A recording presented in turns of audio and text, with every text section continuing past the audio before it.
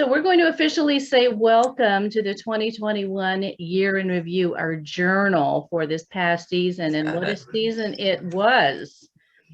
What we want to do here at Santa Nana's is, this is very informal, just like all of our webinars. It's very casual because you're the stars. You're the stars, you're the guest speakers, you're the ones with all of the information.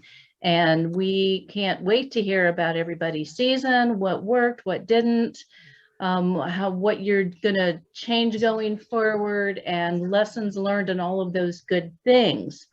We're gonna have some questions that we're gonna pose along the way.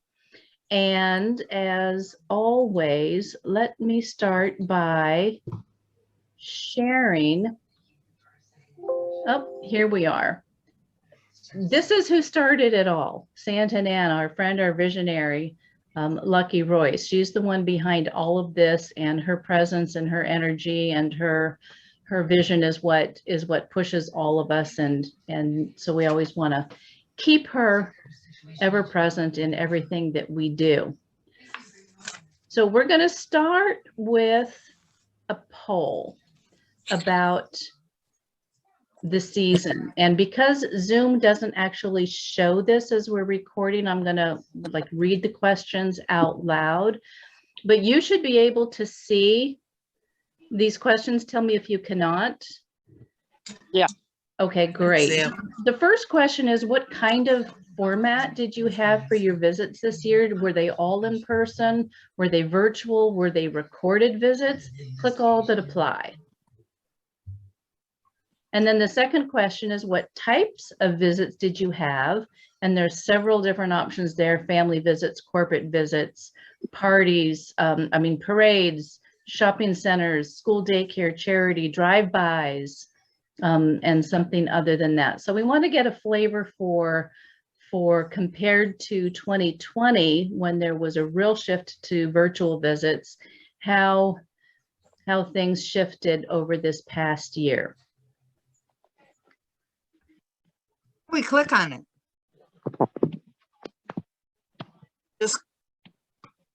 You should be able to click the answer. Mm-hmm. Yeah, it works for me. Okay, so we have everyone who's answered the second question, everybody. Okay, so let me take a look. You should see this. Most of your you had in person, some virtual, not nearly as many as we had the last time. I want to hear about the recorded visits. What kind of event was that you gave recorded visits? I enjoyed it. That was Santa Duffy. He did some children who the parent, for some reason, they weren't able. We had backstory. We had an apartment complex 2 years ago that we would go sit in their lobby, and it was a conglomeration down here. And we ended up doing like four different nights. So last July, well, previous July, when I saw what was happening, we interviewed with the marketing director. So we set up virtual visits with their renters. So basically, some of them were not able to attend, and there wasn't enough time to reschedule because we were fully booked. So he did some recordings. Again, we knew the name, we knew the ages, we knew everything because we created the questionnaire, and they would do it through Google, and we would have it right there if they had shown up. But since they didn't, we ended up doing some recordings for them. Nice. It's always fun, even at an event. I'm not sure how many of you have the opportunity, if you're at a corporate event or somewhere out there doing something and you have a chance, oh, I have grandchildren here or there, but they live in another state, and you and Santa can do a quick, you pull out your cell phone and we'll do a little, Merry Christmas little recording. Have any of you done that? Yeah, we do it. We did it several times during our in-person events. Great. At one of the events I was at, I sang happy birthday to a grandchild that was out of state. Cute. And they'll whip the phone out real quick. And Santa, you raised your hand on that too. How did those go for you? Yeah, I did a couple that were just, I think I did 2 or 3 of them. I did one for one of the photographers at the mall I worked at one day. I did one for a grandma. It's one of those things where they were out there and I said, yeah, do you have grandkids? Here, get your phone out. Mhm. And just do a quick video. Yeah, it's nice to do that impromptu stuff. Oh, Ellen, yeah, yeah. Ellen Turpinning, you raised your hand? Yeah, we did several different versions of the virtual visits and video recordings. So the video recorded messages we did were for daycares and preschools because of social distancing and COVID. So with our questionnaire, we were able to gather information per class. So we made recorded messages for each classroom for them to be able to play. So we knew information about the children, their teachers, the projects they were working on, and it worked out really well. Awesome. And same with the virtual visits, we did better with our virtual visits this year than we did last year. Go figure. We expected, I mean, I think part of the projection and the expectation that after last year is that virtual visits are here to stay. It's a whole new opportunity for us, and I hope that we're all going to be taking advantage of them this past season and going forward, that it's just going to be another natural part, so we can be busy. Yeah, I hear a lot of feedback. Can we, if you're not talking, can we mute? I don't know if it's just Thank you, me. Nina. Yes. So the second part of this question was the types of visits, and in looking at it again, family visits and corporate visits and the charity visits, you know, they're always high up there. I guess here's what I want to ask. It's actually part of the second question that we're going to go to. I'd like to do a roundtable, go from each one of you. We can go, Judy, I don't know if you want to kind of, from the participant list, just kind of call off everybody so that we can kind of hear from everybody. If you had to describe this last season in 3 to 5 words, how would you encapsulate? Okay, Ellen Turner, or Eileen Turner, I should say, would you please unmute and we'll start with you.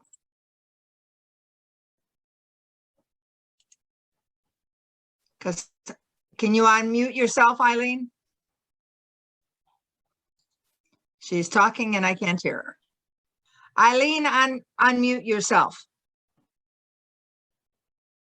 Well, and Wes will help her with that. So Okay, Ellen Turpinning. We'll go start with you then. Okay. So I would say extremely busy, rewarding, and exhausting. So we're going to get to those the three words- exhausting part in a little bit. So rewarding, Yeah. and the exhausting. Awesome. It was our busiest season ever with the Santa shortage. It was my busiest season as a solo too. So even though I do things year round, but this December was so much fun, but like I said, super busy. We're going to ask about solo visits in a little bit as well. Okay, who's next? Judy, can you unmute? Deary Claus? Okay, there I am. Yeah, our season, it was slower than years previous, but it was a lot more fun. We got more of the parents involved this year. So, but we were tired. Yeah, my last visit, all the kids had colds, so guess what we got? Oh, no. Oh dear. Nina. I want to preface this with last year, I was working from home. This year, I was mainly back in the office. So mine was I had anxiety trying to get home from the office to get onto virtual. So, but we were super busy. Santa Duffy did Zoohoo. So he was super busy with techie part of that. So we were busier this year, but it was more, I had a lot more anxiety because I had gotten used to being home. But it was so rewarding to be back in person. So kind of, you know, everything from A to Z for us. Cool. Santa Ben. This was my first year, and it was educational and exciting and scary all at once. And it's amazing how I went. The first job I booked was actually the last job I did. And it was interesting when I went to my calendar to look at that the day, 2 days before, the difference between how I had started setting things up as I went and how I was when I first did it. Cam. Oops, can't hear you again, Cam.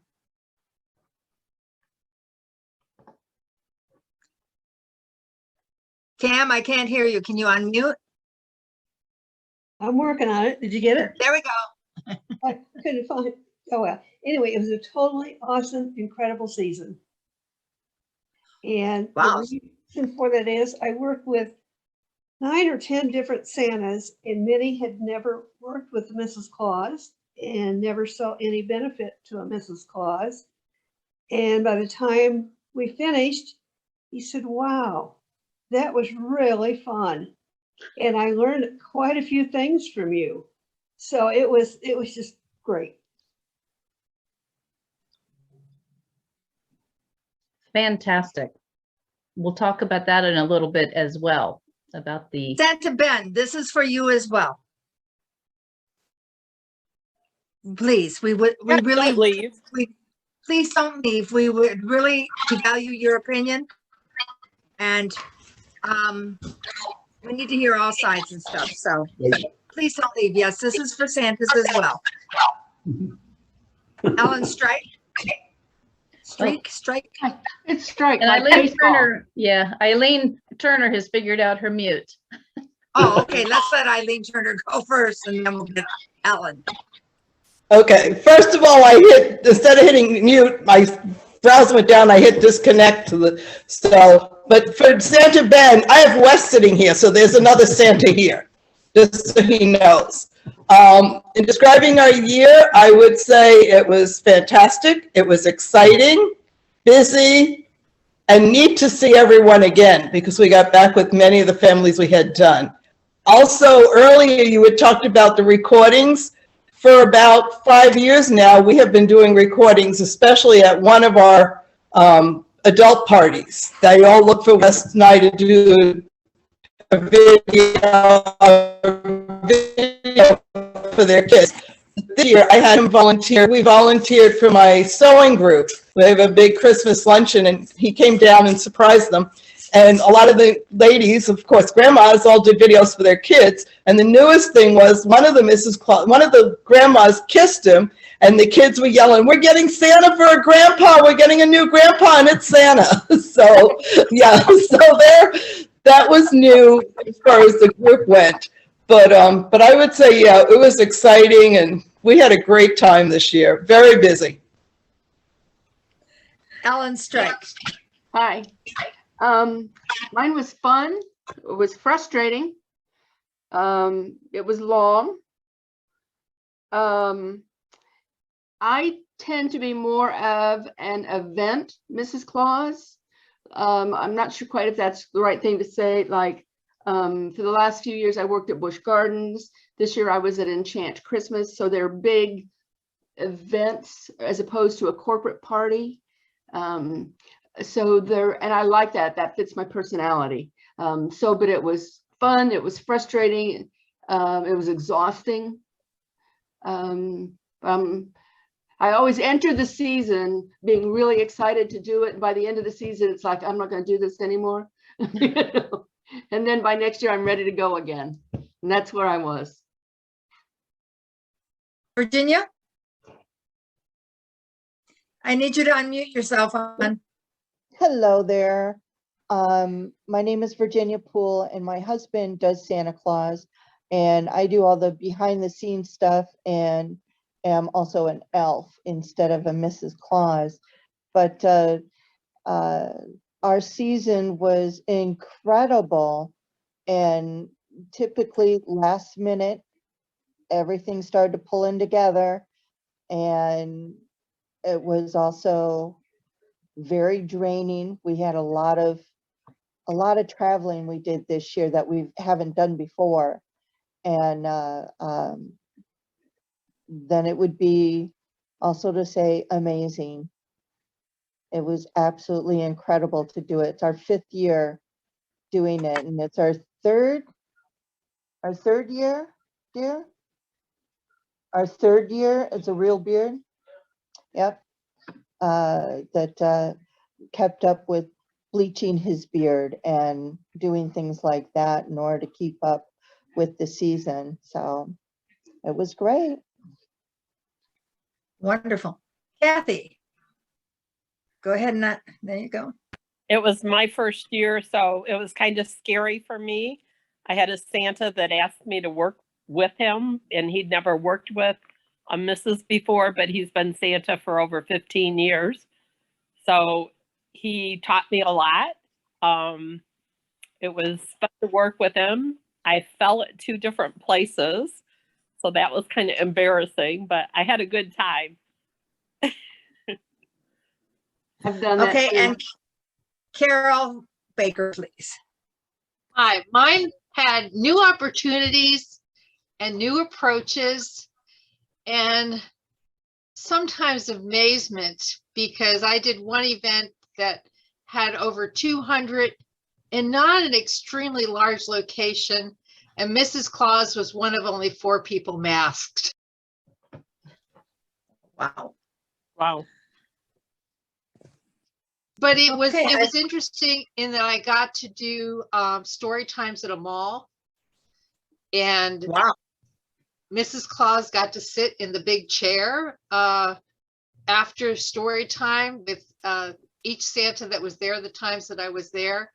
And one family each time actually requested that Mrs. Claus be in their pictures that were being done by the mall. So that was a nice experience. And the mall, it was a last minute thing, but now they are thinking further for next year as to what Mrs. Claus can do for them. Sounds like you did a great job representing. Thank you. So Santa Ben, does your wife work with you? I can't remember what you said. No, she has no interest at all in doing this. Do you use another Mrs. Claus, or do you always go solo? Again, this is my first year, so I've only ever gone solo. That's true. I'm sorry. You're right. And but I am certainly looking for a Mrs. Claus in Central Ohio. I think there's a great value in that. Oh, I think Carol can hook you up. She's very much like me. Are you? Ben. Carol is. Are very you the much one like that's me. starting the new Ohio Yes, that's me. Santa? Okay. And I just created a thing on there the other day to put a list together of Mrs. Clauses, because I was thinking that there's such a value there. There's an event company that I was going to work for and never ended up getting any events. But when we went to do some promo photos, they had a young lady that dressed up as Mrs. Claus, and they said something about, that's the only thing they used her for. I'm like, no. I was like, you don't understand how many things Mrs. Claus can do. And I said, birthday parties in June, you don't think a little girl wouldn't love to have Mrs. Claus come make cookies with her? And they were like, oh my God, really? I'm like, yes. Ben, we need to see you in Medina in May. That is why I'm actually here, is because I was trying to figure out whether I should go there. Oh, it's not yes. whether or not you should figure out. We'll talk. In fact, I've got it. Yeah. Well, the other thing is Ohio has been hit really badly this year by Santas getting sick with COVID. Yes. And really, and you've lost a couple Santas just in the last week or 2 weeks. I was looking the other day, and Ohio's, to me, the situation is kind of stressful right now in Ohio, what's happening with your Santas and everything. So you guys are going to have to do a lot of regrouping and organizing and getting together, and it'll be sad and exciting and everything all at once. And welcome to the, glad you got your feet in there and got them wet and got the bug. Come to Virginia. You can come to Virginia in February. We'll talk. I have a Or son if you're in tired of the Norfolk, snow, Virginia, you can so come to St. Pete in March. Yes, you Like can. Hashipata, I'm first. I have a son in also wanna Norfolk, say- Virginia, so it's tempting. So I also want to say that I love the fact that we have a handler, also someone who takes care of all the particulars. It's Virginia, correct? Is the one who says that she takes care of everything in the background, or is that? Manager, yes, manager and elf. Yes, I think I mean, I love the fact that we have this diversity. We have a single Santa, we have some Santas in hiding with their significant others that we can't see them on camera. We have some solo Mrs. Clauses. We have Mrs. Clauses who work with Santa and he's not present. So I think this is a great group. Okay, I'm done. Okay, did everyone have a chance to share? Well, except you and me, and that's fine. But that's okay. If I was going to use one word and one part of a conversation with the families and the visits that I had, is that everybody felt that this was the year that we reclaimed Christmas, and it felt so familiar to go back. And so those I'm only going to use two words: reclaimed and familiar. And maybe imbalanced, because I didn't kill myself with a lot of visits. So I found balance was my word of the year. I found it in December. I think I've lost it again though. So I found myself excited for a lot of Mrs. Clauses and Santas, Kathy being one of them, and knowing it was her first year. And I really enjoyed seeing a lot of the things that people were putting out there, especially, on several of the Facebook pages, and seeing all the exciting things that people were doing. It was, I think also because of the year break, it was nice to see just people sharing and telling. That was awesome. So I want to do another poll before we start moving on, and that because some of the conversation has been about doing solo events or working with 10 different Santas. Cam, I thought I was the Mrs. Claus who got around, but you take it to a whole new level. Carol and I are humbled and in awe of you working with 10 different Santas and how you keep that straight. So I'm going to open up this poll, and it's all about the Claus partnerships. And what best describes the partnership for the majority of your season? Did you have more solo events than with Santa? Did you have more with Santa than solo? Did you only do solo, or did you only do with Santa? And this is part of seeing the trends as we're going from year to year. You all were bringing out, understanding the value of having Mrs. Claus or an elf or another character there at an event. So let's see how this is. While everybody's doing the poll, I can say that I did a whole bunch of acceptance of requests for the Santa Nana page. And we have a couple elves now, a couple more elves, and a couple managers as well. And that I like when I can see a diversity, so we get a much more rounded picture.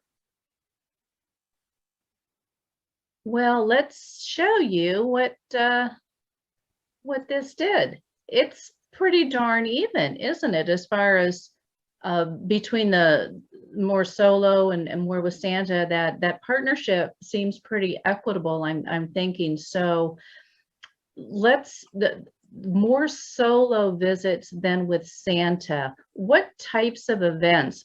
Ellen Turpin, I know you're going to talk about your tea parties. And Carol Baker talking about her storytelling. What kind of solo Mrs. Claus events are out there? Because this is an opportunity for those who want to, when we get into marketing, during the year some ideas. And for this, and Ben, this is for you as well to think about how you can help market yourself and Mrs. Claus's this year. Okay, very quickly, I see Ben answered Nina's question. Just a quick show of hands. How many of you still work a 9-to-5 job like Nina and Ben? What? Nina, Brett, and Ben, Santa Ben, both work during the day as well. So they have, so to speak, a 9-to-5 job. Does anybody else, type of thing have a job, or are we all retired or stay at home type of thing at this point? I Cam baby. says. I have a part-time job and am on the boards of several organizations in town, so I'm busy all the time. Mhm. I Okay. love it. Okay, just, A lot it of helps commitments. put a couple things in perspective. Thank you. Yes. I do have a business that I run. It's a clown and character business, and what we do majority is balloon twisting for large events like fairs and festivals and citywide events.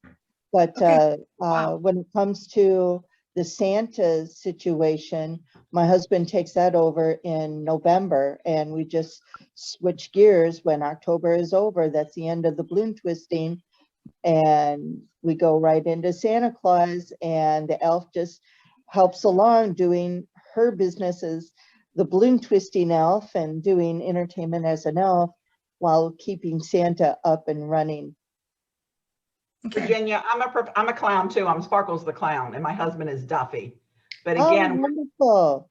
we're known weekend as Ginger, warriors my because he husband is- just retired, and then I'm still working for about another 2 years. Okay, Okay. yeah. So Yeah. back to Deanna's question, it is nice to know what our, what we're working with here also. Mhm. Thank you. Okay. Go ahead, Deanna, I'm sorry. No, that's okay. We're just trying to, just get a snippet of the types of solo Mrs. Claus events, and part of this is, I just want to kind of set, we've done a lot of talking over the last year, the last many years, talking about showing the value of Mrs. Claus and the female performer, whether it's Mrs. Claus, elf, any other character that's out there. And if you're seeing, as we're seeing more and more of these solo events, it means that shift is happening in people seeing and wanting the ladies to be part of their Christmas events. Is that has that been your experience?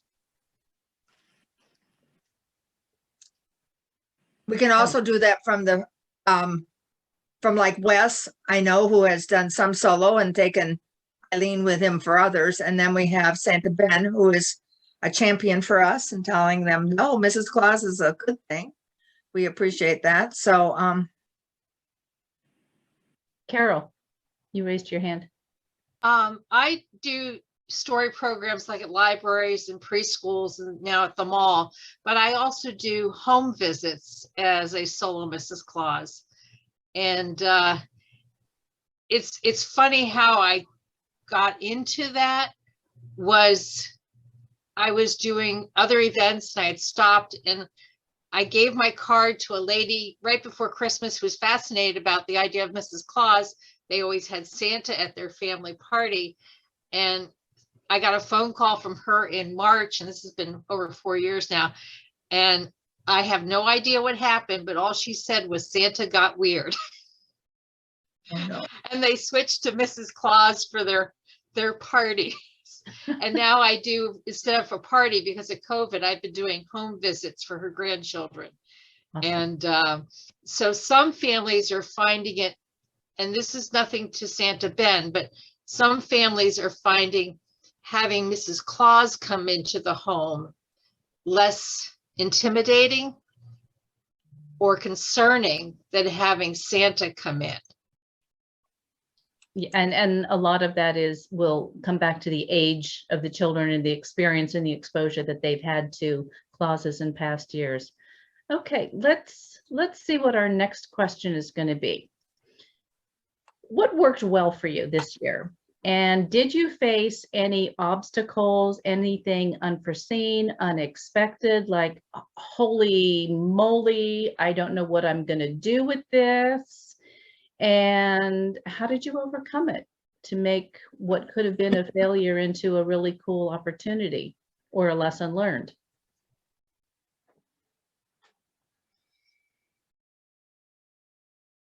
Well, I had Indeed. an oops this year. I had seen a child at a party several years ago, and then doing a story program 2 years ago, she was the only child who came, so we had a one-on-one. Come forward to this year, her mother got a hold of me and said, we're having a very small group at our house, and we'd like Mrs. Claus to come. I never thought to ask, does this child have siblings?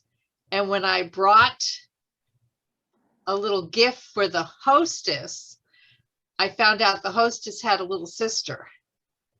And that was my oops. And I said, oh, could you share? And she said, oh, yes. But then what I did the next day, I stopped where her dad worked and left a special delivery from Mrs. Claus that had a duplicate of everything, plus a note to the parents thanking them and complimenting them on the graciousness of their two daughters, one who was willing to share and the other who did not have a meltdown because she wasn't given anything. I mean, everybody there got something, but I had a little extra for the one I knew about.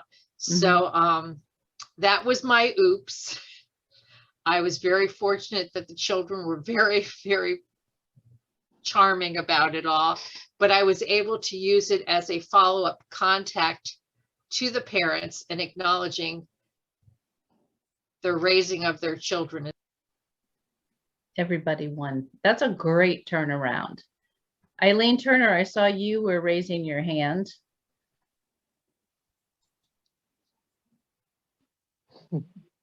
Good, I didn't lose it. Okay, all right. What worked well was I found with kids that I had two situations where there were little ones that were between 18 months and 2, and we had a hard time getting them with Santa, and everything and anything we tried didn't work. And one little guy, I looked at him and I said, do you know Wheels on the Bus? And oh my goodness, we started doing Wheels on the Bus, skip the Christmas stuff. At that age, they know Wheels on the Bus, and it got him to smile, it got him to participate, and the mom was thrilled because then he actually gave Santa a high five. And so one obstacle was finding something new that worked that wasn't Christmas related, and that was neat. The other thing was I've attended several schools this year and got into using new books. I read one at one house and the kids were bored with it.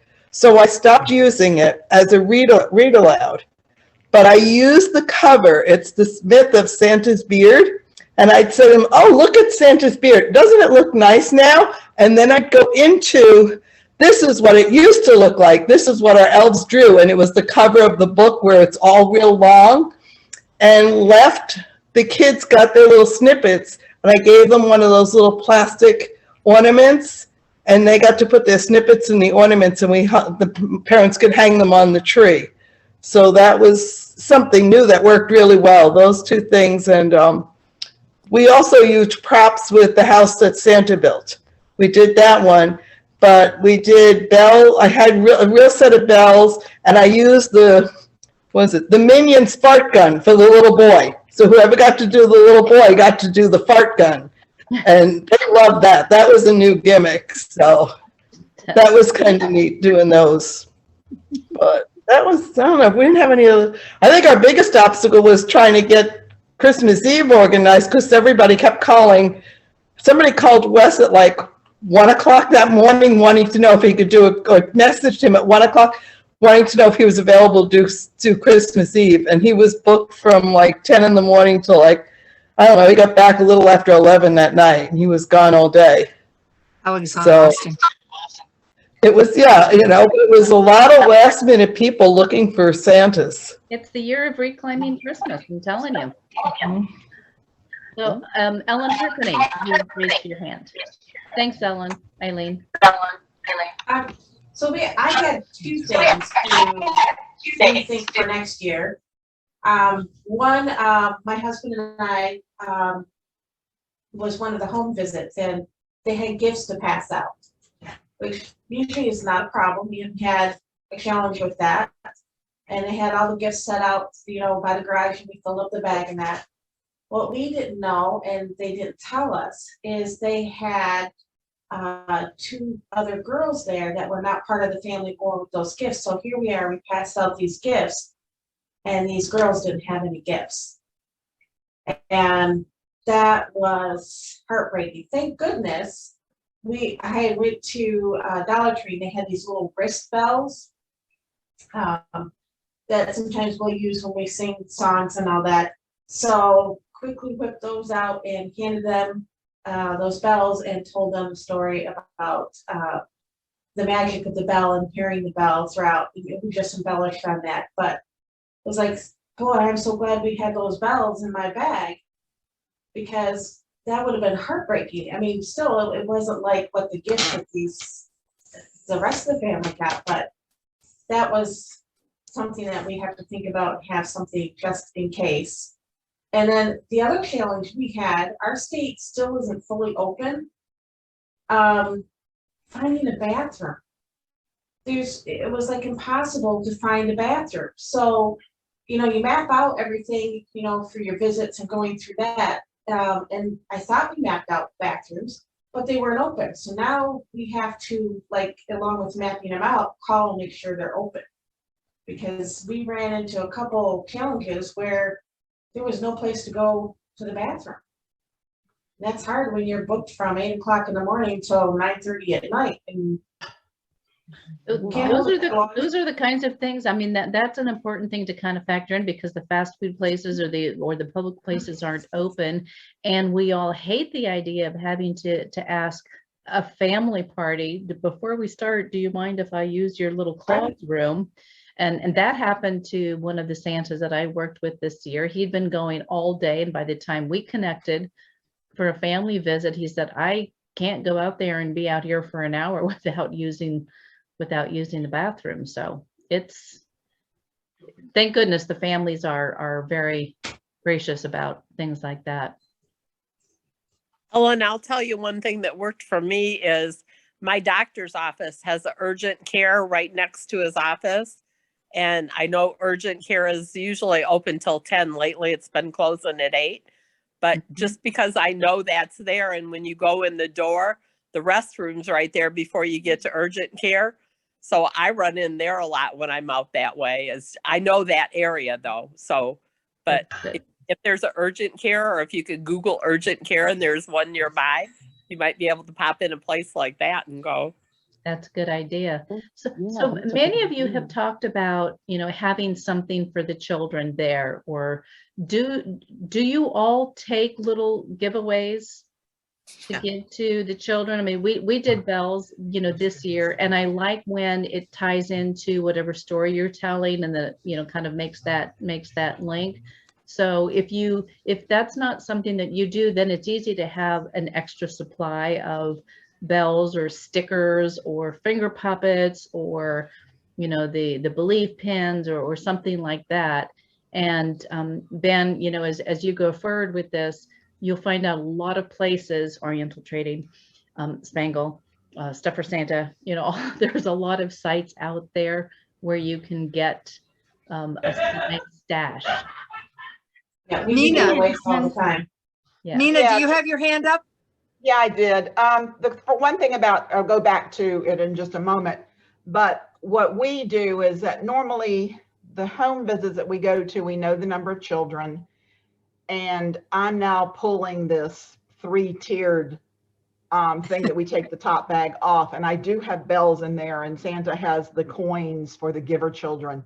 But in the past, I've taken homemade cookies, because we're doing cookies and milk with Santa at their house, and I would take the shelf milk Well, the children are squishing the milk out through the straw. So we stopped the milk before COVID, but so we didn't do it this year.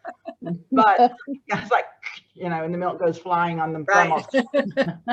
So I saw somewhere, and my granddaughter, my 16-year-old granddaughter is a fantastic artist. So I bought the Little Debbie oatmeal cakes. And on the front of the oatmeal cakes, she drew the face of a gingerbread. And I put a little bow on it with a glue dot.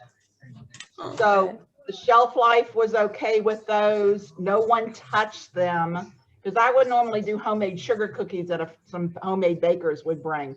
And I was just not going to do that this year. So if I find it, I'll put it out there. But again, it's just the oatmeal cakes with the gingerbread face on it with a little bow, or bow tie. So what I was talking about, the unexpected, is that this was the first time that we did a small little inn that's been historic here in Smithfield, close to where I live. We always do the farmers market, so the inn marketing director hooked us up, and he asked me if I'd be interested in doing a Mrs. Claus tea. Now the attendance was low, but he wanted me to bring a ornament that would be dated or something that they could work on, that would be that maybe they wanted to add to next year. So what I did was I found the plastic ornaments. The marketing director did the logo, and I put the year on it. So when you roll it into a little thing and then you drop it and it kind of pops open. So I had that.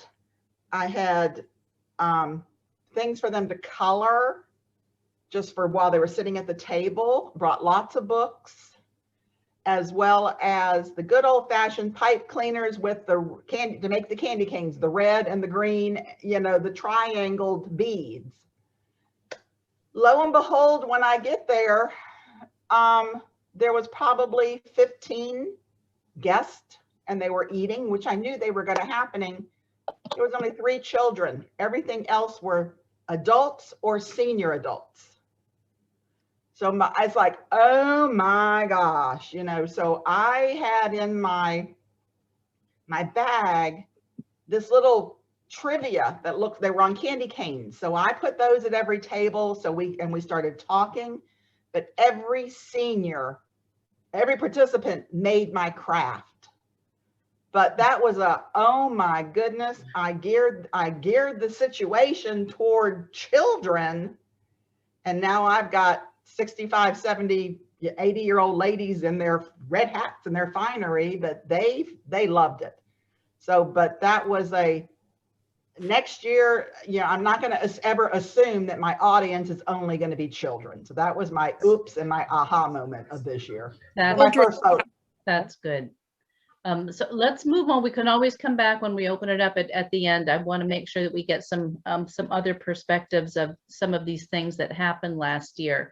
This was mentioned a little bit earlier with some of you being busy. There was a lot of talk about being, you know, the shortage of Santas. How did that affect your season in particular, if at all? For me, not at all. Oh, wow. We were devastated. I don't know how we had our season booked up for the weekends and several days during the week, but we didn't have every day booked. And we got a call from a mall that was in desperate need, had to have a Santa. And I said, well, these are the only days we had available. We're already booked on all these others. And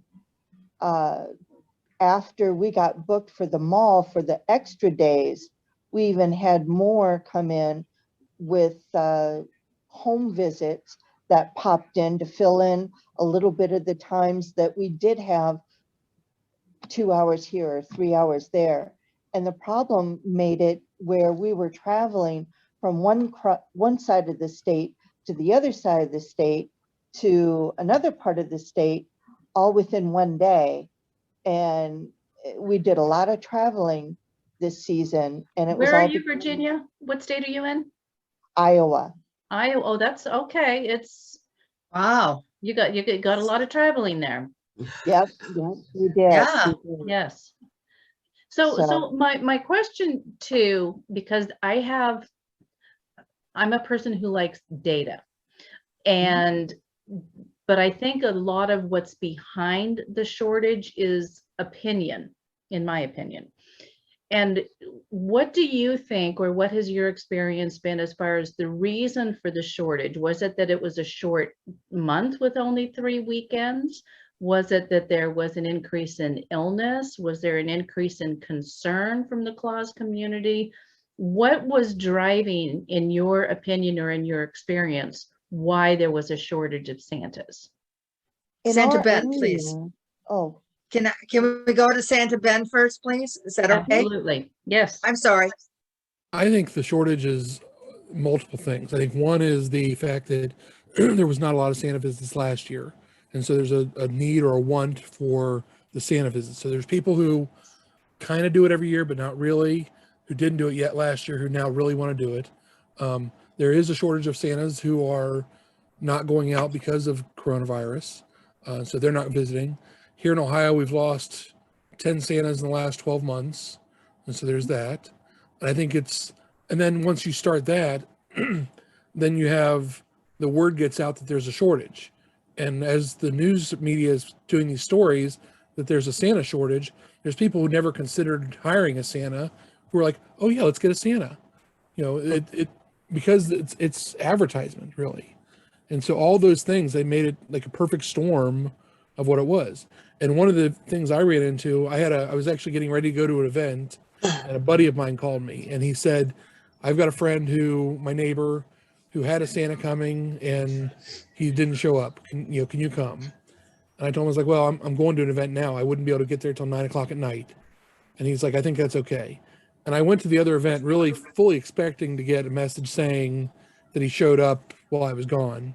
But I finished the first event and I called him and he hadn't showed up. I went and it was a house party where the 2 teenage daughters babysit for the entire neighborhood. And they do a party every year for the entire neighborhood, all the kids they babysit for. And so there were 16 kids there. And so we went in there, did an hour, had a great visit, and then found out the next day that the Santa Claus they hired, which they've had for 7 years, he texted them the next day saying that he double booked that event and didn't know what to do. And so he just didn't go. And so you have a lot of things like that. Hello? Something for dessert. Something to drink. We're hearing some background sounds. If you could mute if you're not speaking, but thank you, Ben, for that. Probably something, some dessert or something like that. Someone's ordering. Yes. I'll take a dessert. Okay. That's fine. You can do that. Other insights into what was driving the shortage and how it affected your season? Hey, Deanna. Yes. We have a plethora of Santas down here in Virginia in our area. I don't think we have a Santa shortage. I think we have the consumers who are not who want the breakfast with Santas, and there are only so many places that are going to do breakfast. I don't think they are the corporations or the schools are thinking outside the box, that not everybody on the second Saturday of the month can do breakfast all at the same time. Right. It's just, you need to educate. We need to educate. But as far as I know in this area, a couple people would call us, no, we're busy. I was able to refer. I didn't hear anything that anybody wasn't able to find a Santa down here. But I think that even the tea that was going on was a afternoon type thing, or the 2 breakfasts with Santas that we did at this inn. I knew there was 10 other ones going on within the 30, X number minute radius. So my thing was change it to cookies and milk at 8 o'clock, 7 o'clock, something like that. So I don't think it's a shortage as much as I think the consumers were wanting it so bad that everyone in the world wanted to do a visit this year. I think that probably has led into some of the new opportunities and the new types of visits that, the the new clients that you found this year. Okay, good information. So that kind of leads into your marketing and how you used your social media. What did you do differently in how you marketed your availability and your value?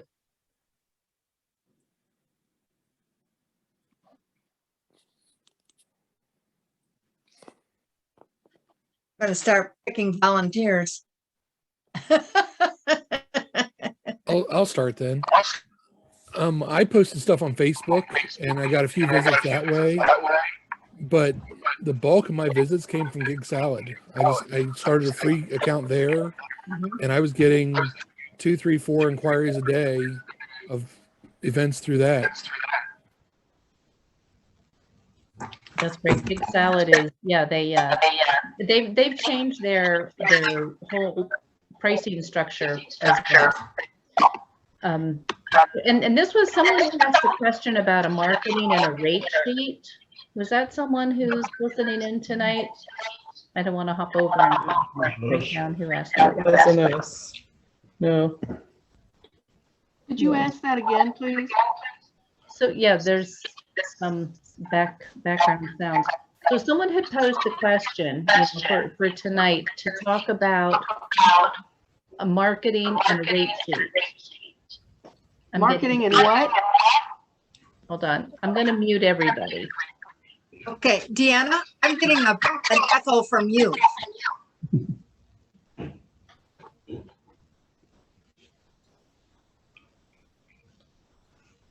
So, whoops. Here, wait. You gotta go over here. You gotta go to exit full screen. Okay, so I muted myself and then put it back on. I don't It's an know. echo, Deanna. I don't know how. I don't know why that just started. Okay. You're okay now. I think it was somebody else that you just muted. Okay, that I was. Okay. So yeah. So someone had asked the question about marketing and a rate sheet. I didn't know if that was anyone in this group tonight, if they could go on a little bit about that. But it's about the broader question is did you do anything different with how you marketed yourself, whether as a solo Mrs. Claus, as a solo Santa, as a partner between Santa and Mrs. or Santa and Elf, or Mrs. Claus and Elf? Tam?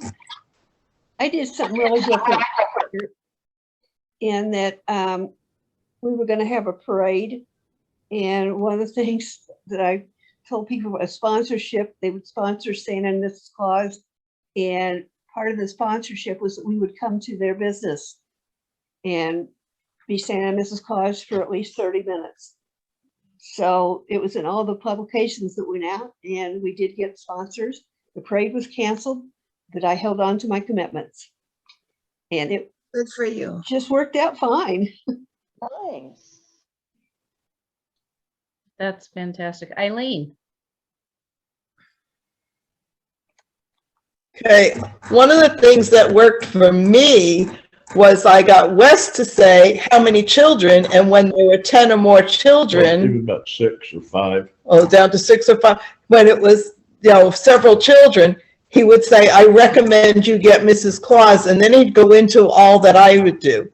But that was so I did more work this year than before, and it was because I got him to, think of new ways that he would incorporate me.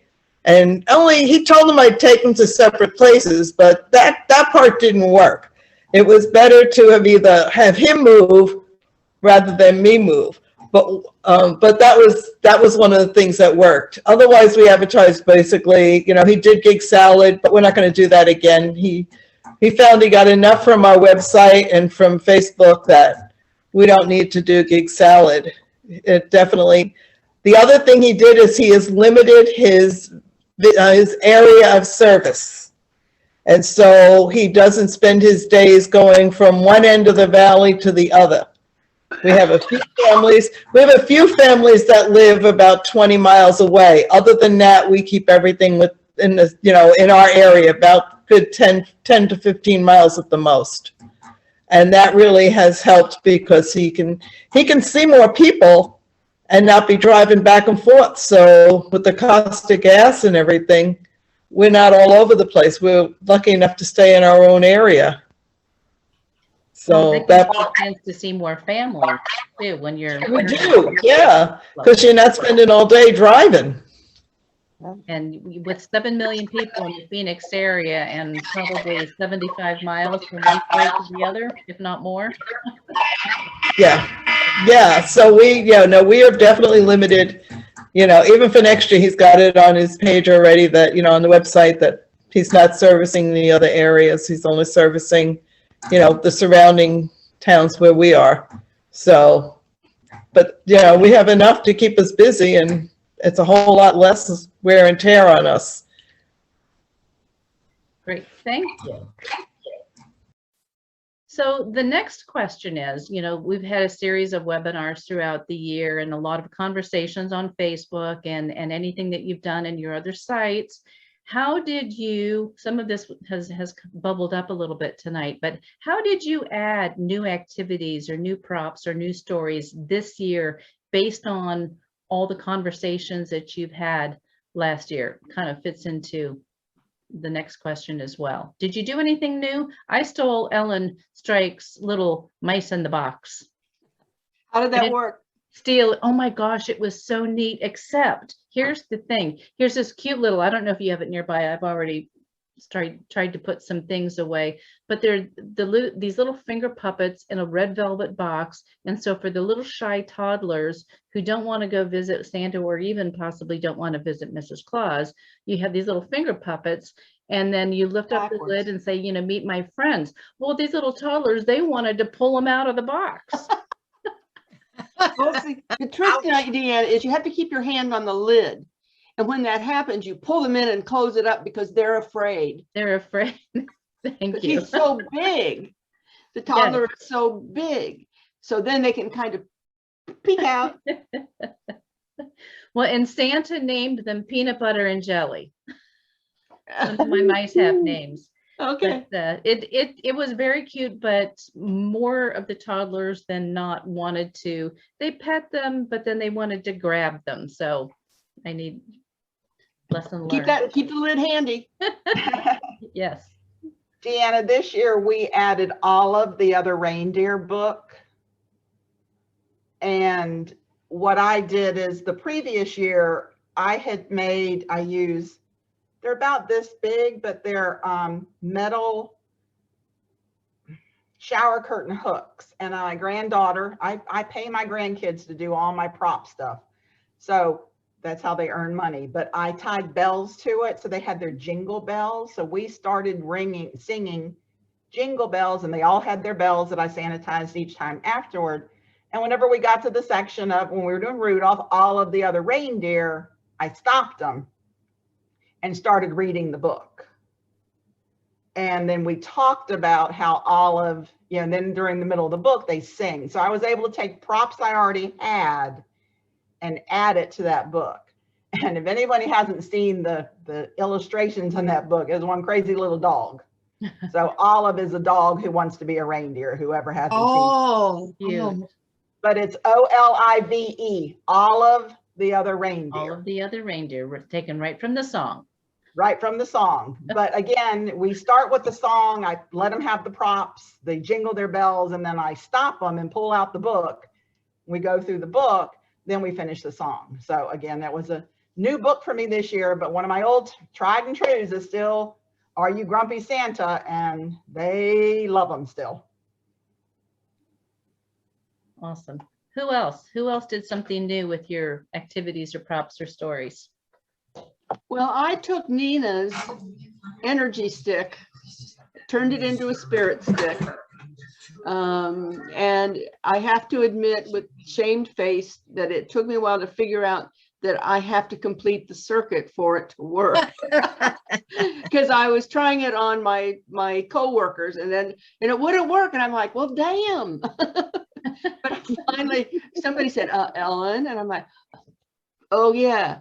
So that went well, and it went well when I did it frankly, with the adults, they were just more astounded sometimes than the kids were, depending on the age of the kids. So I wanted to thank Nina for that little tip. When I did buy it, and I covered it, I covered all except the electrical parts. I covered it with a red lace, so that kind of Christmased it up a little bit. But I had a good time with that one.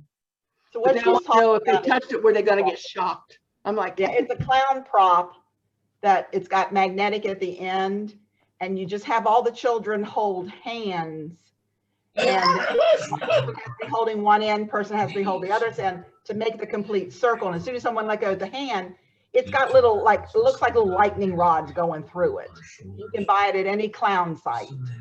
What's it called? Some people call it the energy stick.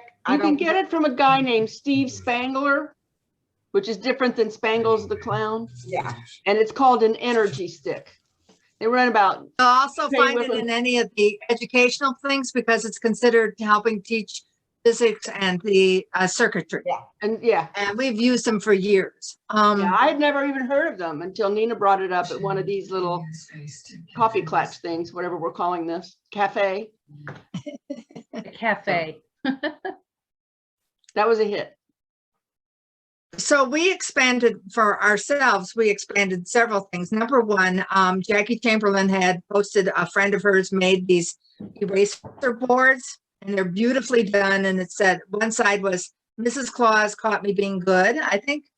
Yeah. I've got And the mine other like side was Santa put me on the, and then you had two boxes, naughty list or the nice list.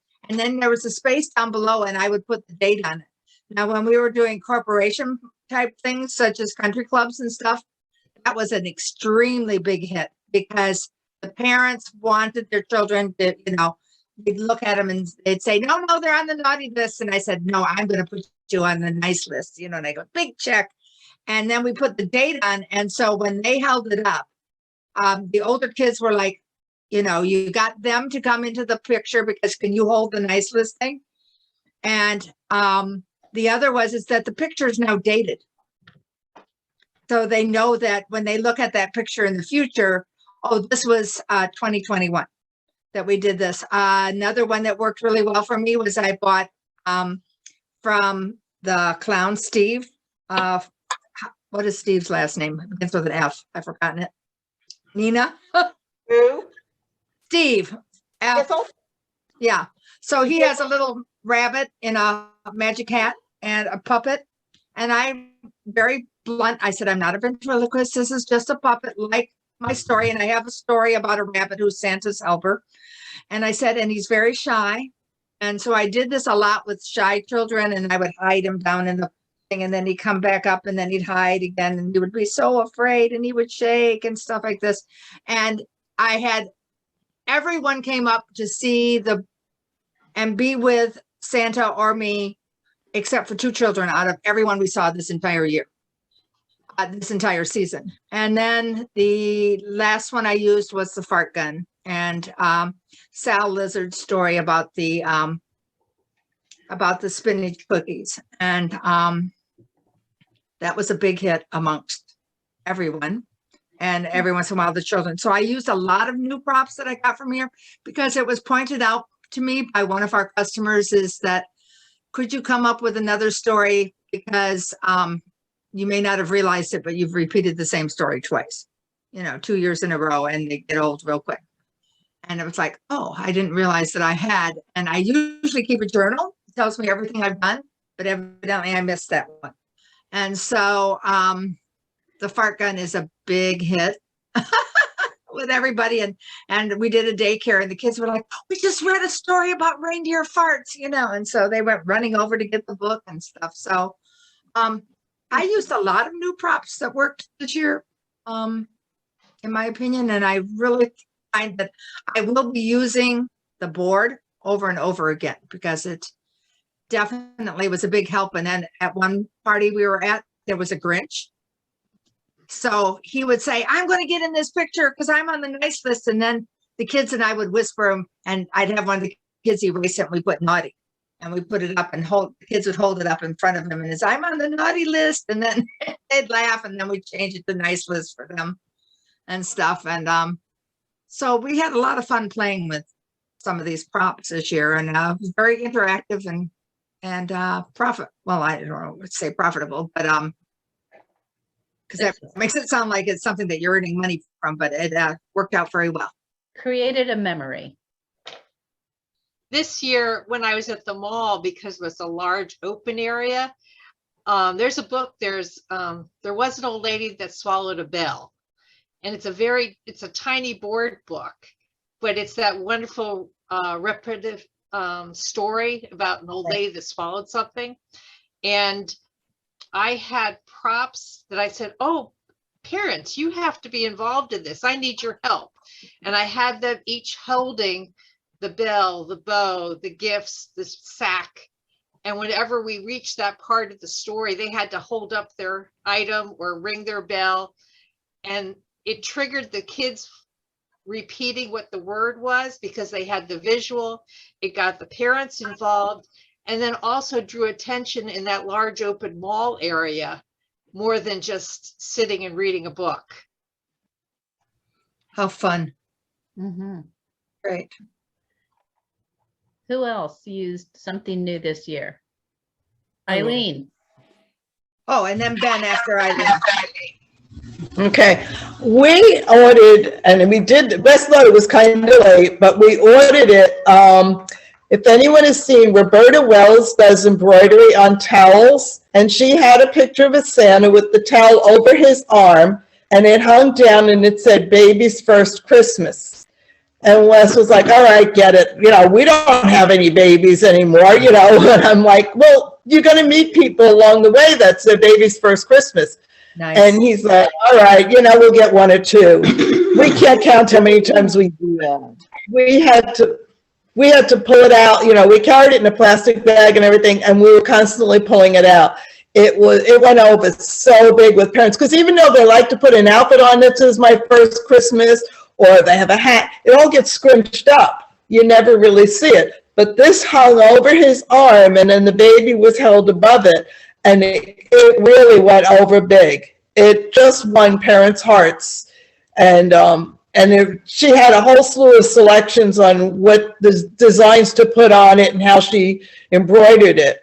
So I would definitely recommend that to any of the Santas that that do pictures in malls, or even when you go to homes and there's a party. You never know when you're going to hit someone's new baby. And we did it for anyone that it was their first Christmas. So up to like 11 months, we were doing it for them, and we had quite a few.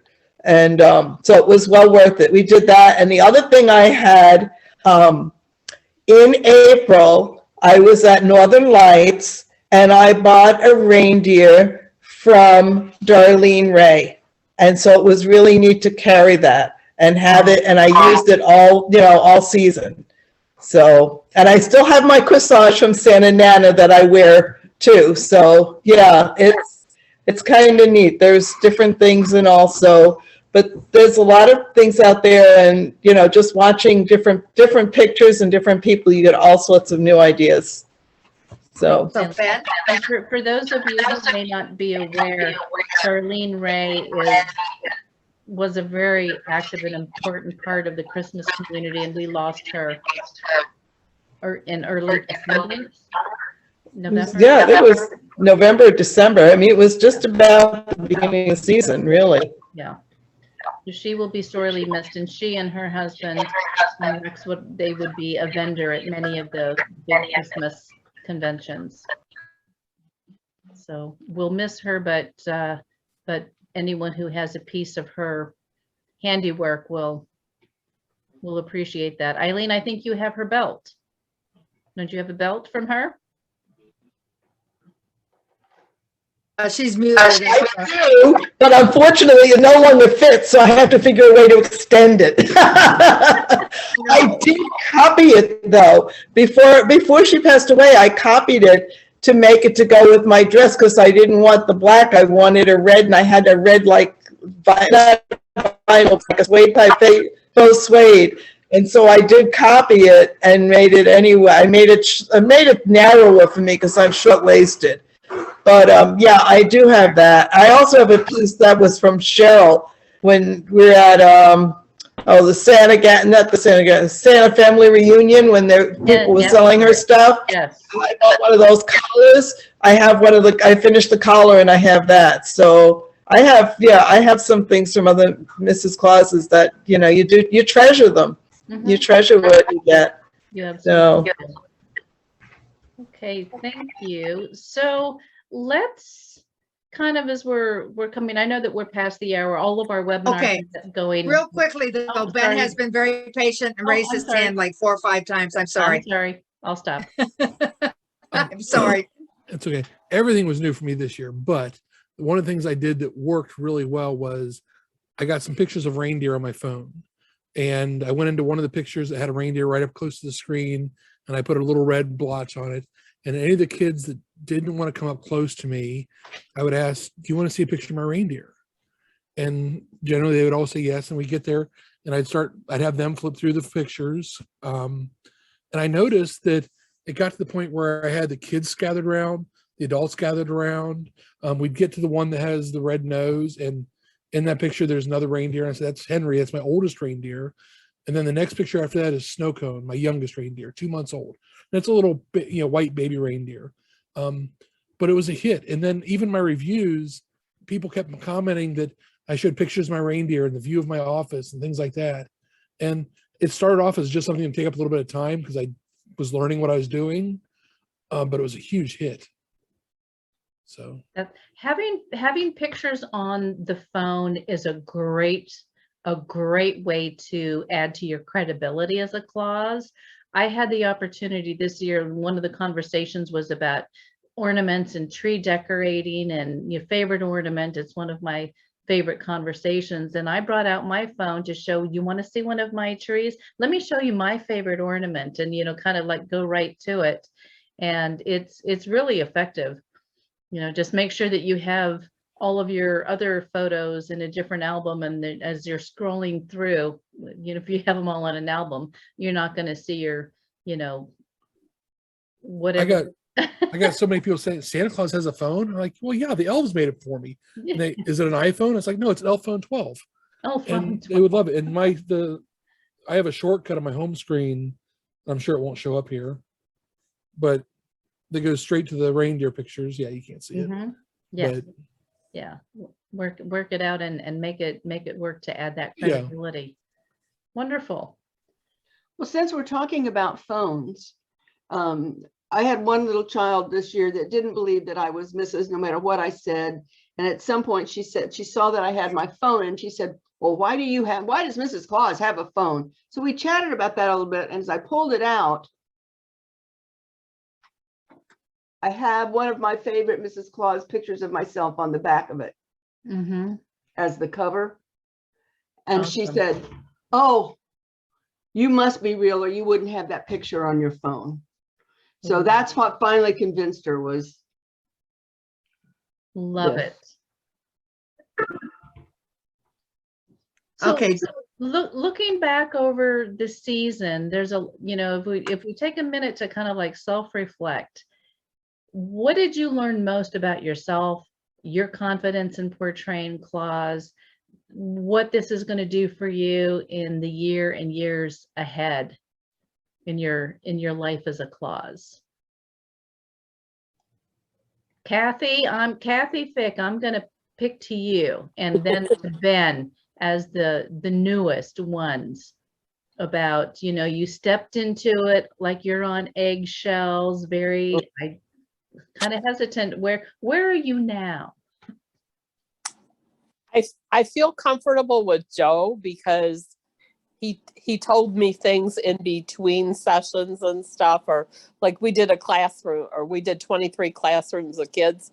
So sometimes in between he'd say, I'm going to do this. And well, one of them was the one classroom they had a dad that came in the day before and he dressed as Santa, but the kids saw Joe. So they wanted him to go in the classroom just real quick and say hi. But they said, they're going to ask you, how come your outfit's different and how come your beard's shorter? Because the other guy had a really long beard. So he said, I'm going to say something about my beard and tell him that you've been telling me to go to the barber shop and I didn't go, so you cut my beard. So he started the story. One of the kids said, your beard's different. And these were preschool. And he said, yeah, he said, Mrs. Claus has been telling me to go to the barber shop, and I did. And he goes, well, you tell him what you did.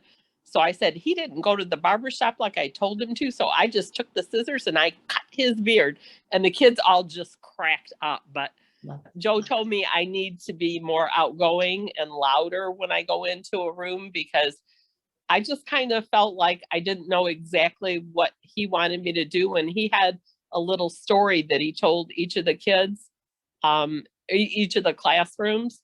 And then he gave them a little baby, it was a Catholic school, so he gave them a little baby Jesus in a velvet bag.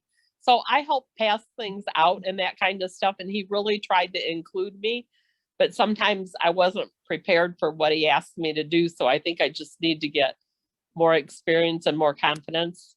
And fake it till you make it.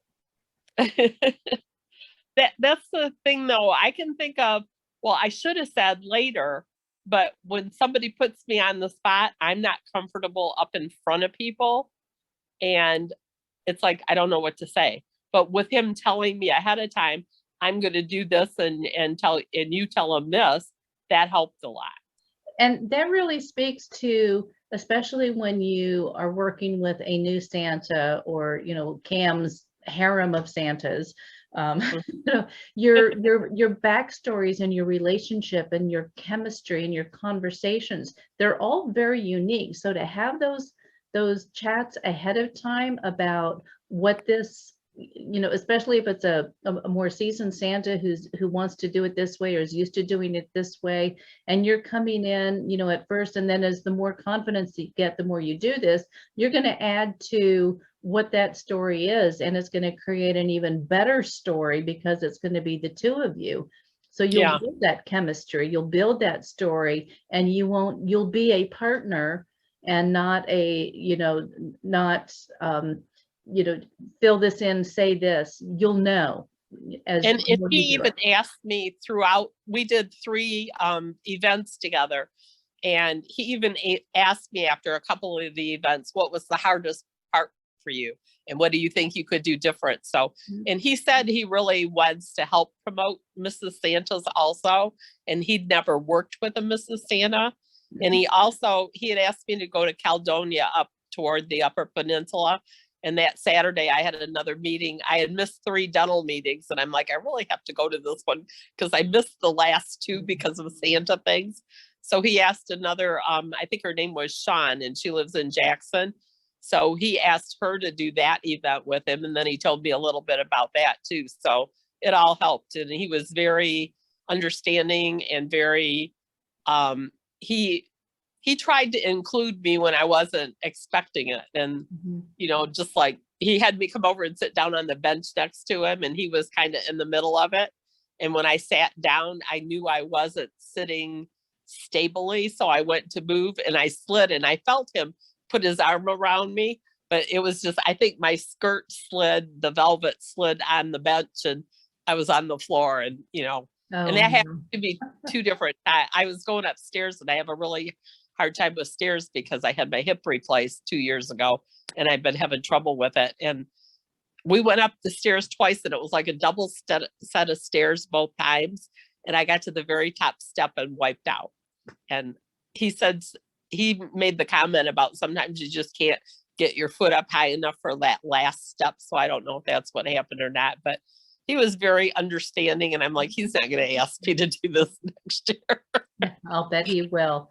I'll bet he will. And then you'll have an opportunity to contribute ideas that you have, you know, that it just makes it, like I said, it just makes for a better experience when, you know, as the two of you build that chemistry. That's great. I'm going to meet you at the bridge for a pasty. He's planning on coming down to Medina, he said. He was talking about coming to Medina because he asked me some things. He said, what can you incorporate from what you've learned? And it's like, I really want to go to a school that teaches more to Mrs. Clauses, because I can't say I've really learned a lot about Mrs. Santas and what they're supposed to do. And I'm planning on doing Medina and Branson both, but I'm not sure. But okay, registered for Branson, so we're definitely going there. And I'm thinking about Great. Medina. He said Medina, so I'm like, maybe I might meet him down there. And then there's that double part of Ohio with Castle Noel and Santa Day on that Saturday. So more to come Okay. on that.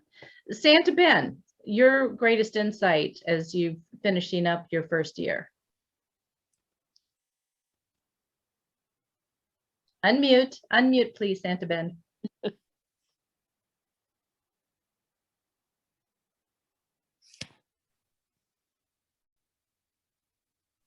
There you go. Good. Okay. Yep. I'm not sure. I'm much more comfortable than I was. I was still petrified before I went in the door every event I did. But as soon as I got in, it was, felt natural. I was just having a good time. That's it. And if it feels natural, that means it's coming from the inside out, and you can't, a child knows. How many of you will say that a child can recognize someone who's not comfortable as a clause, or someone Yes. who doesn't have the right motive or the right reason for doing it? It's so obvious. So if it's natural to you, you are well on your way. Anyone else, even, every year, the more we do it, we still learn things about our style, about our portrayals, about what we do. Who else has some insights? Yes, Ellen. Thank you. My role this year at Enchant Christmas, I'm sure many of you are not familiar with Enchant, but you can look it up online. It's Enchant Christmas, one word. My role this year was basically in the children's area, where we had a playground, we had coloring, and I read a story. And I always have considered myself to be a good story reader. And this year I was fortunate to make the acquaintance and become friends with Ross Tarr. Some of you may know Ross. He's a renowned storyteller. And he and I have talked often about the difference between story reading and storytelling. And he happened to come to Enchant Christmas and happened by where I was while I was in the process of reading the story, except I had done it so often I was no longer reading it. I was walking around among the children and we were talking about it, and I was telling the story. And at the end of it, when I had interacted with all the children and we'd done pictures and those kinds of things, I went over to where he and his Mrs. Claus were, and we chatted for a minute before I went on to my next workstation, if you will. And he told me at that point that I was a storyteller, that I was not a story reader. And that felt really good. I had never considered myself a storyteller. And so that gave me a confidence to do some different things with stories that I didn't have before. So, that's great, Ellen. Thank you for sharing that. Well, thanks for letting me. It felt pretty good when he said that, because for Ross to say that is like up here somewhere. What about you, Virginia? You've been a little quiet. Oh,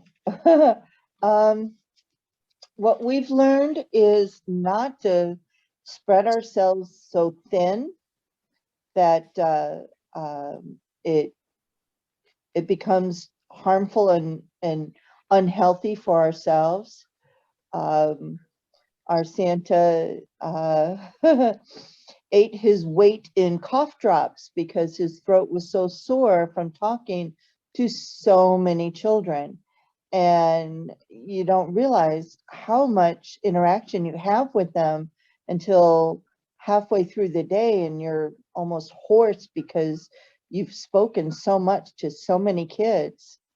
And taking care of yourself really is important. We did, I would say, 99% of our events were all in without a mask, and how we ended up healthy, and I have no idea. So I say definitely most important thing is to keep yourself healthy and do what it takes to make sure you're able to make it through the day and through the next. The mental and physical and spiritual health is important. I don't think we're going to have time to get into that particular question tonight, but I'm glad that you mentioned it because it's just as important as everything else we did. Judy Maynard, any insights from your past season?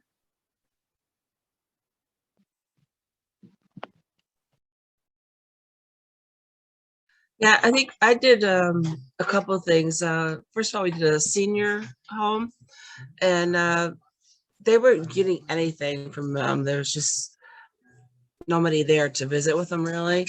So we went to the dollar store and we got various items, some that have Velcro on the hands for the little animals, and other ones that say a prayer. Anyways, we went back a few days later because my mom lives there. And all the people still had all the little animals stuck to their walkers and in their wheelchairs. It was carrying them around, and they said thank you, that Santa came and gave them something. So they're really happy with that. And then also we took the house that Santa built, and like everyone else did all the pictures and sounds, but we did it with the adults. So we told the kids, now you turn around and listen to the adults and see how many of them can pay attention, you know. And the kids got the biggest kick out of that, especially the little boy going at everybody. So it's all supposed to be about having fun. Yeah. Before we go, can I share a fun thing that I had happen? Absolutely. This one, I just laughed at this. Part of what I did after I told my story was I asked children if they had any questions that they wanted to ask about me or Santa or the North Pole or whatever. And because you get a lot of the normal questions, and one of them was, what's your real name? So a long time ago, I adopted my name as being Jessica Holly Claus, which comes from some of the literature that's all different, but that's who I am. I'm Jessica Holly. And that's what I said. I said, I'm Jessica Holly Claus. That's my name. And everybody was fine. So we go on and we go on. And about 4 or 5 questions later, this little girl who looked to be about 3 stood up and went, hey, Jessica, I've got another question for you. I love it. I just died. That's so cute. Hey, Jessica. So I'll say what I've said at every one of these meetings. Even if you don't know these kids, they know you. I know you. I have remembered that, Ellen, since you mentioned it. Cam. Well, just that you're telling good stories. Tomorrow I'm meeting with the Rocky Mountain iBirds group, and we're talking about how we can help the fire victims. There was a fire and 1,000 homes burnt to the ground. Yeah. And some of our Santas were in that area. So I was in the Dollar Tree store and I asked if they were going to remark things down for me because there were some things I wanted that if we got to go see some of these children, we could give them out. And the gal said, well, the manager's here, let me go get him. And he came in and he said, well, what do you want? And I said, well, some of these jumbo candy canes were what I was really looking for. And he said, well, get whatever you want and I'll help you out.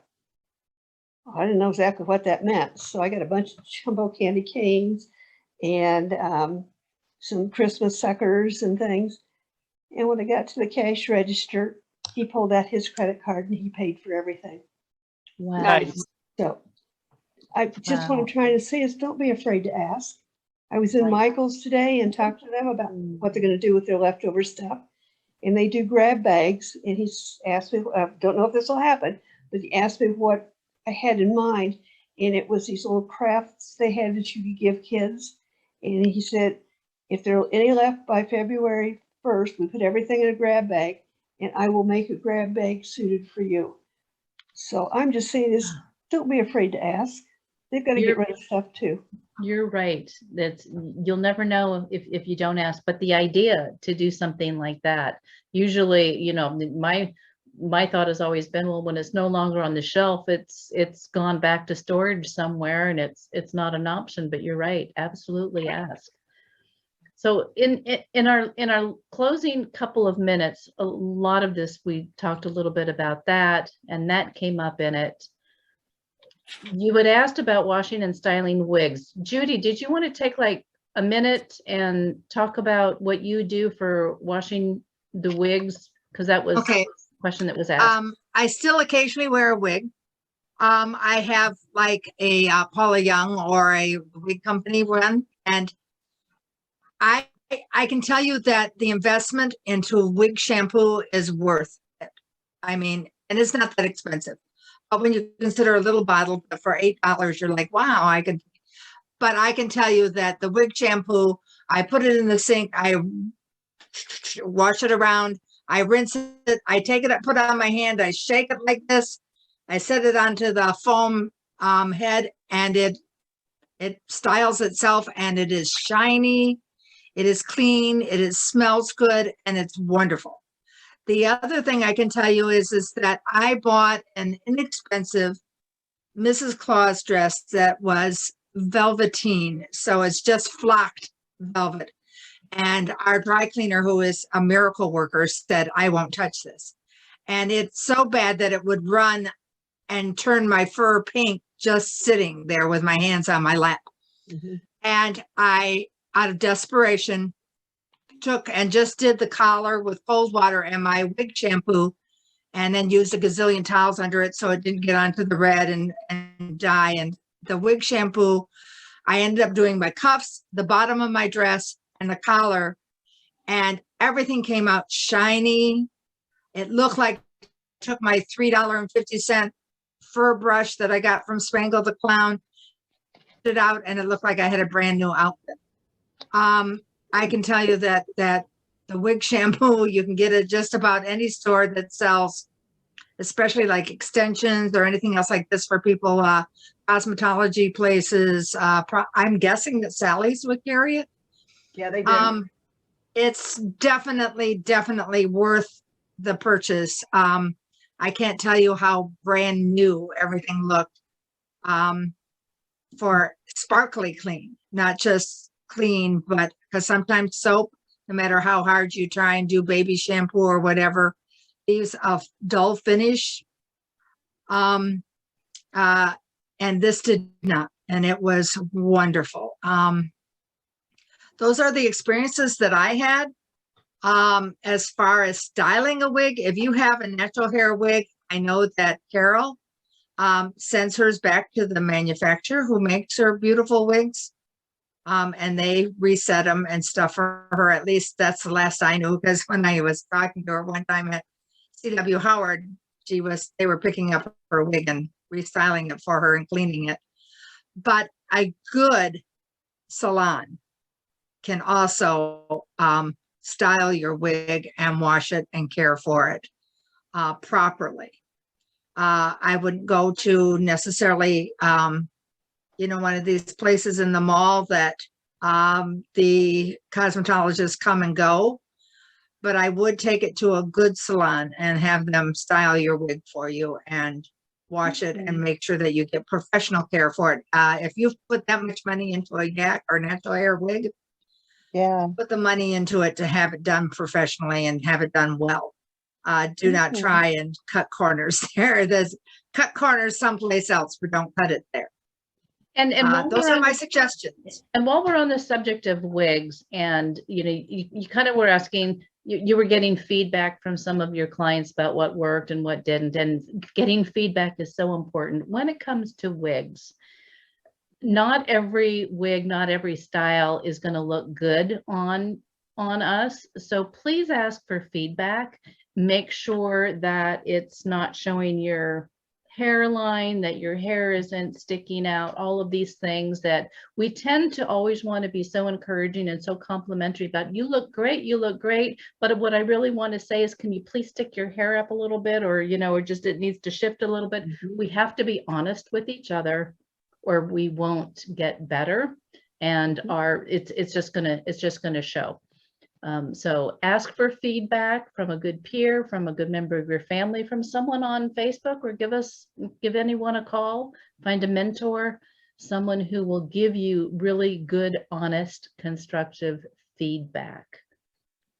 Okay, and be open and hope that the people do it in a loving way. I had a Santa a couple of years ago send me a private email and said, I trust your opinion. I know you'll be honest. What do you think of this? And so I tried to be gentle and kind. and he hasn't spoken to me since. Oh, my. Oh, my.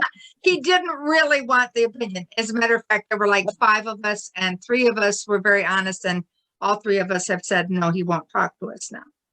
So, Don't ask a question if you don't want an honest answer. right, especially if you appeal to someone and say, I would like your honest opinion, and then try to be gentle when you did. I thought I was being very diplomatic and gentle, but evidently not enough. Well, On thank you that very much note, for ladies your and input. gentlemen, just because I want to, we can keep chatting. I want to just wind down and stop the recording with an official close.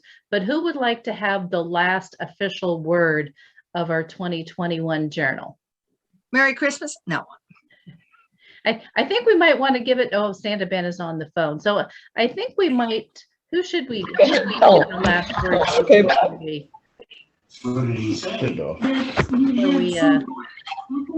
should all do it together. I think, yeah, well, why don't we just say Merry Christmas and Happy New Happy Year Year. all Christmas. together. I'll stop the recording, then we can keep chatting. 3, 2, 1. Merry Merry Christmas. Christmas and a Happy Happy New New Year. Year. Oh.